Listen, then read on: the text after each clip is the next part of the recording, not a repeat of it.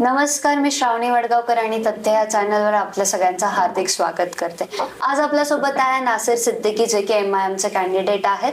मी तुमचं स्वागत करते सर आमच्या चैनल सर, जैसे कि अभी इलेक्शन चालू है सर, आपका मेन एजेंडा क्या है इलेक्शन में? देखिए, मैं तो पॉलिटिक्स में आया हूँ। मैं यहाँ की जो राजनीति थी पहले 10 साल पहले वाली, जो हिंदू मुसलमान मंदिर मस्जिद और हनुमान चालीसा और अजान के बारे में बात होती थी, हिजाब बैन के बारे में बात होती थी, बीफ बैन के बारे में बात होती थी, लेकिन लोगों को इससे कोई लेना देना नहीं था। लोग चाहते थे कि हमारा शहर किस तरह आगे बढ़ सकता है, क्योंकि हम लोग एक पीरियड में एशिया की सबसे फास्टेस्ट जो है तो डेवलप सिटी हुआ करती थी, लेकिन यहाँ की राजनीति की वजह से जो है तो इतने पीछे आ गई कि उसका मतलब डेवलपमेंट के नाम का औरंगाबाद में कुछ रहा नहीं था। ये औरंगाबाद, संभाजी नगर, खान चाहिए या बांध चाहिए, ये सारे मुद्दों को हमने हटाकर हमने जो है तो सिर्फ और सिर्फ यहाँ के लोकल के लोग किस तरह खुशहाल ज़िंदगी जी सकते हैं, हमारा इंडस्ट्रियल हब बनना चाहिए, लोगों को नौकरी मिलना चाहिए, और जो है तो हम लोग ने तो शहर को विकास की तरफ ले जाना चाहिए। हमारा इतना बड़ा एक आज हिस्टोरिकल सिटी है कि एशिया में नहीं, वर्ल्ड में कहीं पे भी दो वर्ल्ड हेरिटेज नहीं है। आज औरंगाबाद के अंदर जो है तो एलोरा, अजंता, बीबी का मकबरा, किले जैसी दो चीज़ें हैं हमारे पास में, जो दुनिया में कहीं नहीं है। तो क्या वजह है कि टूरिस्ट यहाँ पर औरंगाबाद में कहीं दिखता नहीं है आपको? हम एक पीरियड में देखते थे कि फॉरेन से आए हुए फॉरेनर्स हर होटल के अंदर, रोड के ऊपर, टूरिस्ट स्पॉट के ऊपर, ऑटो में, टैक्सी के अंदर, तो ये सारा जो है तो रेवेन्यू जनरेट होता था हमारे लिए। तो आज वो बंद हो चुका है। तो हमने वही सोचा कि लोगों, चाहे हिंदू हो, मुसलमान हो, दलित हो, सिख हो, ईसाई हो, कोई भी हो, हमारा शहर आगे बढ़ेगा, हम लोग आगे बढ़ेंगे तो हमारा शहर आगे बढ़ेगा। वही नीति को लेकर जो है तो मैं भी आज इसलिए मैदान में हूँ।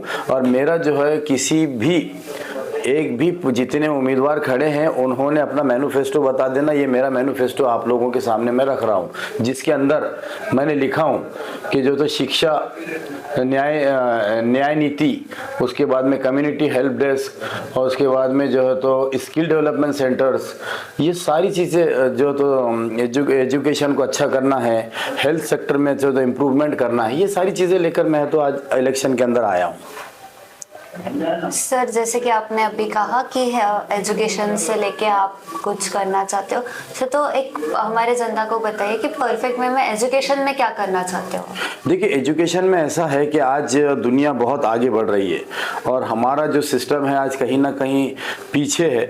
जो हम लोग दुनिया के साथ जो है तो कदम से कदम मिलाने की बात करते हैं, लेकिन कहीं ना कहीं 2 कदम पीछे रह जा रहे हैं। आज हमारे पास में ऐसी यूनिवर्सिटीज़ आना चाहिए कि बच्चा अगर यहाँ पर वो डिग्री लिया, या वर्ल्ड में कहीं पे भी जाकर अगर वो डिग्री लेता तो उसको ये यहाँ पे डिग्री मिलना चाहिए, या फिर बाहर जाकर अगर उन्हें पढ़ रहा है तो उसके आने के बाद में उसको यहाँ पर उतना जो है तो रोजगार मुहैया होना चाहिए।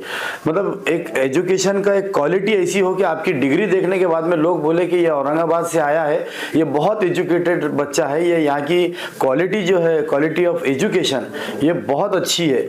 वरना होता ऐसा है कि हम लोग ऐसा माने जाते हैं कि वर्ल्ड में कहीं पे भी जाओ तो औरंगाबाद बोले तो एक बैकवर्ड, वहाँ पे क्या एजुकेशन क्वालिटी होगी। तो हमको एजुकेशन की क्वालिटी को सुधारना है। CBSE हो, ICSE हो, ये ऐसे पैटर्न ज़्यादा हमारे को बच्चों के अंदर होना चाहिए। साथ ही साथ हमारी महाराष्ट्र की जो भाषा है मराठी में भी परफेक्ट होना चाहिए, उर्दू भी उसको अच्छी आनी चाहिए। तो ये हम जो है तो एजुकेशन के ऊपर बहुत ज़्यादा फोकस करने जा रहे हैं। साथ ही साथ हेल्थ के अंदर बताया, रोज़गार के अंदर बताया, सुरक्षा के अंदर बताया, और उसके बाद में ऐसी कई चीज़ें हैं जिसके अंदर हम लोग जो है तो काम करना चाहते हैं और करेंगे जी। सर, जैसे कि औरंगाबाद में ज़्यादा से ज़्यादा पानी की दिक्कतें लोगों को आती है, तो अगर आप चुन के आए तो वो कैसे सॉल्व करेंगे? देखिए, पानी की दिक्कत आज से नहीं कई सालों से है, और मैं समझता हूँ कि यहाँ पर कई साल शिवसेना और बीजेपी ने जो तो महानगर पालिका के अंदर सत्ता में रहे वो लोग, और उसके बाद में यहाँ के जो खासदार जिनको हम दिल्ली चुनकर भेजा करते थे, तो वो आज जाके जो है तो उस वक्त के आमदार भी और खासदार भी वो महानगर पालिका में ही जो तो इन्वॉल्व हुआ करते थे।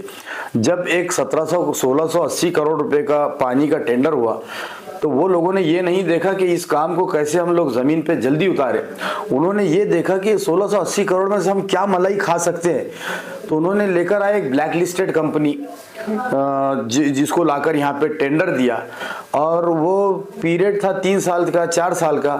आज कम से कम 12-15 साल हो गए, लेकिन आज भी जो है तो काम थोड़ा सा बाकी है, लेकिन उस पीरियड में होना चाहिए था, लेकिन नहीं हुआ क्योंकि ब्लैक लिस्टेड कंपनी थी। इन लोगों को कहीं ना कहीं मलाई ज़्यादा खाने की थी, तो ज़मीन पर काम नहीं उतर रहा था। हमने देखा कि ये आज जो है तो 1680 करोड़ की स्कीम जो है तो पड़ी हुई है और जो है तो बहुत लंबी हो रही है। तो जब हमारे MIM के नगर सेवक जब सभागृह में चुनकर गए, तो हमने ये देखा कि ये कंपनी और ये एजेंसी के अंदर उतना दम नहीं है कि वो औरंगाबाद के सारे लोगों को सही तरीके से पानी पिला सकते। तो हमने उसके खिलाफ में जो है आवाज़ उठाई और हमने ये डिमांड की कि ये एजेंसी को यहाँ से भगाया जाए और ये ब्लैक लिस्टेड कंपनी को, और MJP जो महाराष्ट्र जीवन प्राधिकरण है, और मैं समझता हूँ कि हज़ारों इंजीनियर इसके जो है तो आज भी खाली बैठे हुए थे, उनका क्यों ना हम लोग जो है तो इस्तेमाल करें। MJP के सुपरविजन में कोई ऐसी कंपनी को लाया जाए जो तो काम कंटिन्यू करे और ये लोग उनसे करवा के ले। तो मैं समझता हूँ आज ऑलमोस्ट जो है तो 90% से ऊपर काम हो चुका है। आने वाले 2 से 4 महीने के अंदर औरंगाबाद के हर शहरी को, मतलब हर घर के अंदर 24/7 जो इसका जब दिए थे उन्होंने, लेकिन कंपनी को भिजाने के बाद आज वो पॉसिबिलिटी नहीं है बल्कि हकीकत में होने जा रहा है। तो थोड़े ही दिनों के अंदर आज ओवरहेड टैंक्स बन चुके हैं, बहुत सारी पाइपलाइन जो है तो अंडरग्राउंड हो चुकी है, कुछ ब्रांच लाइनें डालनी है। तो 2 से 4 महीने में औरंगाबाद के शहर के लोगों को ज़रूर पानी मिलने वाला है। सर, जैसे कि कंपनीज की आपने जो बात की है, ऐसे बोला जाता है कि महाराष्ट्र में आने वाली कंपनी अब गुजरात में जा चुकी है, तो सर उसके बारे में आपका क्या कहना है? देखिए, महाराष्ट्र के साथ ऐसी नाइंसाफ़ी होना ये पहली बात नहीं है, पहली बार नहीं हो रहा है। मैं समझता हूँ कि ख़ास तौर पे औरंगाबाद के साथ में तो ऐसी नाइंसाफ़ियाँ हुई है, क्योंकि आपने देखा होगा एक स्पोर्ट्स यूनिवर्सिटी जो आने वाली थी उसमें लगभग कम से कम कई हज़ारों लोगों को जो है तो रोज़गार लगने का चांसेस थे। ये उन्होंने लेकर गया जो है तो पूना की तरफ में। एक लॉ कॉलेज आने वाला था बहुत बड़ा, वो चला गया नागपुर की तरफ। उसके बाद में कई ऐसी मल्टीनेशनल कंपनीज़ है जो यहाँ पर आने वाली थी। फडणवीस साहब ने मोदी साहब के इशारे पे उसको गुजरात लेकर चले गए। तो कहीं ना कहीं महाराष्ट्र का, औरंगाबाद का जो नौजवान है, जो यंगस्टर्स है, आज वो नौकरी नहीं मिलने का सबसे बड़ा कारण यही है कि कई कंपनीज है जो औरंगाबाद में आना चाहते थे, लेकिन वो इसलिए भी नहीं आई, यहाँ का इंफ्रास्ट्रक्चर आपका सही नहीं है, यहाँ से एयर कनेक्टिविटी आपकी सही नहीं है। तो बहुत सारे रीजंस है। तो हम ये सारी चीज़ों के ऊपर हम जो है तो ये विजन है हमारा कि हम लोग ये सारी चीज़ें जो है तो करना चाहते हैं। एयर कनेक्टिविटी बढ़ाना चाहते हैं, इंफ्रास्ट्रक्चर बढ़ाना चाहते हैं, रोडों का जो है तो सही तरीके से काम करना चाहते हैं कि ट्रांसपोर्टेशन जो है तो इनको ईजिली अवेलेबल हो। तो ये बहुत सारी बातें हैं। अगर यहाँ की जनता हमको चुनकर देती है तो हम सिर्फ यही काम करेंगे। हमारे को कोई लेना देना नहीं हिंदू मुसलमान से, खान या बान से, औरंगाबाद संभाजी नगर नहीं। हमको चाहिए कि हम यहाँ के लोगों को किस तरह अच्छी जिंदगी दे सकते, चाहे वो हिंदू हो, चाहे मुसलमान हो, चाहे दलित समाज से हो या किसी और समाज से हो। लेकिन हम लोगों ने, जैसा हम लोग देखते हैं, बाहर गए हम लोग भी, कभी दुबई गए, कभी किधर गए, वहाँ पर ये चीज़ें नहीं है। कोई हिंदू मुस्लिम नहीं है, सब एक के बाजू एक रहते हैं, अपना काम करते हैं। आज वहाँ टूरिज्म इतना बढ़ गया है कि उनके पास रखने के लिए पैसा, जगह नहीं है उनके पास में, इतना डेवलपमेंट हो रहा है। तो हमारा तो देश उनसे कहीं आगे है, लेकिन करप्शन और इनका विजन नहीं होने की वजह से हम लोग फेस कर रहे हैं। तो हम लोग चुनकर जाने के बाद करेंगे इंशाल्लाह। सर, जैसे कि अभी सरकार ने महिलाओं को बहुत सारे स्कीम दिए, 1500 की स्कीम हुई, बस में आधा 50% ऑफ की स्कीम हुई, या 3 सिलेंडर फ्री देने की बात की। उसके बारे में आपका क्या कहना है और आपको ऐसा लगता है कि वो स्कीम वाकई में यूज हो रही है? देखिए, 1500 रुपये आज के पीरियड में मैं समझता हूँ कि ये गरीबों का एक मजाक है।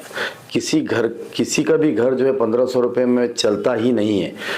तो अगर देना ही था तो आपने ऐसा करना था कि कम से कम एक फैमिली को जो है तो पूरा महीना जो है तो राशन आ सके, उसको एटलीस्ट राशन आ सके उसको।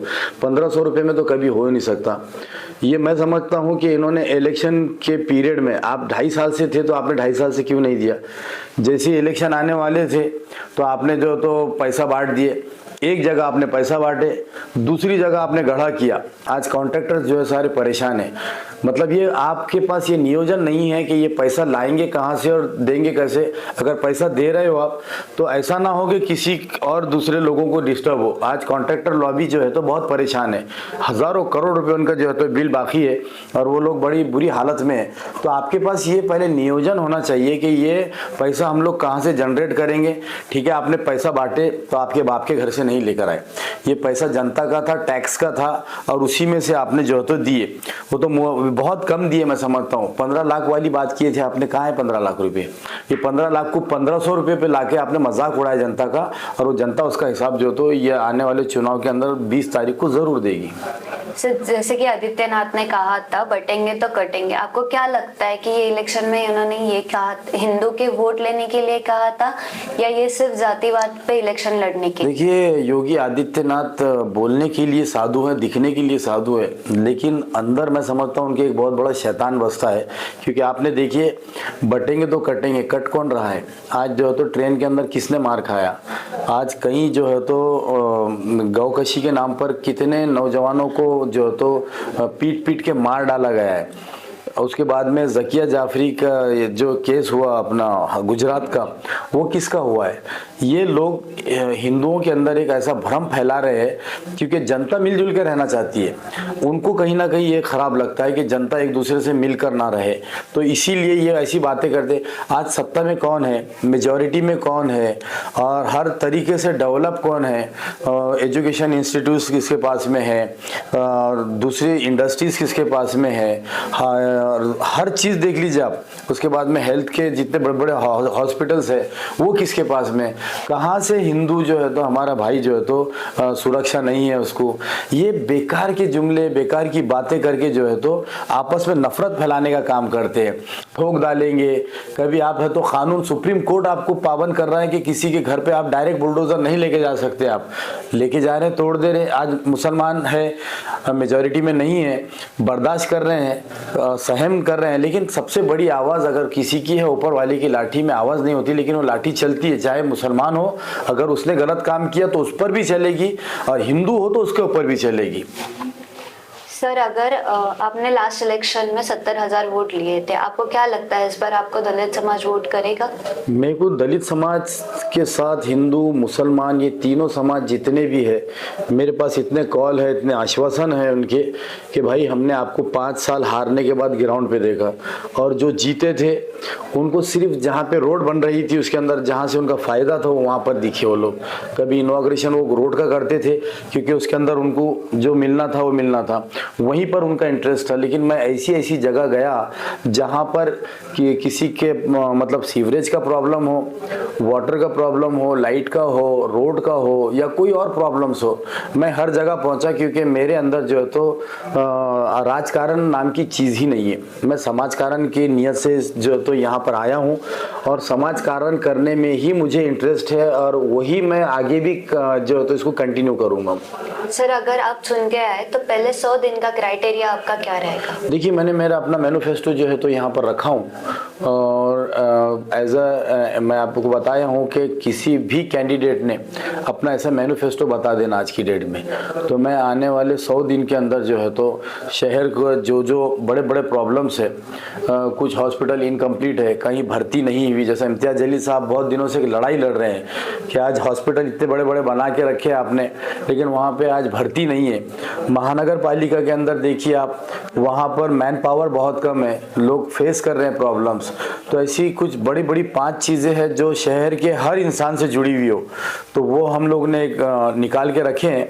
उसी के ऊपर जाकर घाटी हॉस्पिटल की आप हालत देखिए, हम लोग मरीज को देखने जाते हैं तो ऐसा लगता है कि हम लोग मरीज बनकर वहाँ से आएंगे। इतनी गंदगी, इतनी स्मेल, इतनी वहाँ पर कोई मशीनरी अवेलेबल नहीं है, डॉक्टर्स का रवैया देखिए आप। तो ये सारी चीज़ें जो है तो हमको सुधारना पड़ेगा, जिससे सारी कम्युनिटीज़ को फ़ायदा होता है, ना कि किसी एक पर्टिकुलर कम्युनिटी को।